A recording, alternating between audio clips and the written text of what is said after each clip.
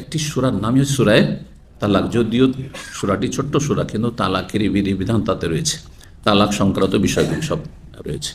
এবং তালাক হয়ে গেলে সেখানে পুরুষ নারী যাদের মাঝে একটা ভালোবাসা ছিল আর একটা পারিবারিক সম্পর্ক ছিল, অনেক সময় ছেলে মেয়ে আছে, তাদের প্রতিপালনের বিষয়টি রয়েছে।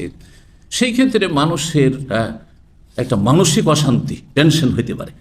এই জন্য বহুবার আল্লাহ রাব্বুল আলামিন সেখানে বারবার করে বলেছেন, আল্লাহর উপর ভরসা করো, তাকওয়া অর্জন করো, ওয়ামাইয়াত্তাকিল্লাহ ইয়াজআল লাহু মাখরাজা ওয়া ইয়ারযুকহু মিন হাইসু লা ইয়াহতাসিব। তালাক হয়ে গেলে কি হবে? আল্লাহ তোমাকে এমন জায়গাতে রিজিক দিবেন অকল্পনীয়।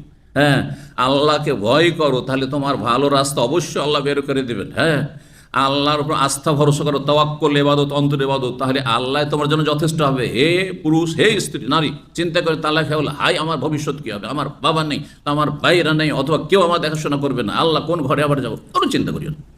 নর নারী সবাইকে বলা হয়েছে। সূরা তালাকের তাফসীরে যদি গভীরভাবে চিন্তা করে দেখেন, সুবহানাল্লাহ, মানুষের ঈমানী শক্তি, মানসিক শক্তি, শারীরিক শক্তি সব বেড়ে যাবে যে কোনো প্রতিকূল পরিস্থিতিতে। জি, পারিবারিক শান্তিতেও আর অশান্তিতেও কোনো চিন্তা নেই, আল্লাহর উপর ভরসা রেখেছি। রব্বুল আলামিন এটি আমি তকদিরে রেখেছিলেন, এটি আমার পরীক্ষা। হ্যাঁ, আল্লাহ যথেষ্ট হবে ইনশাআল্লাহ।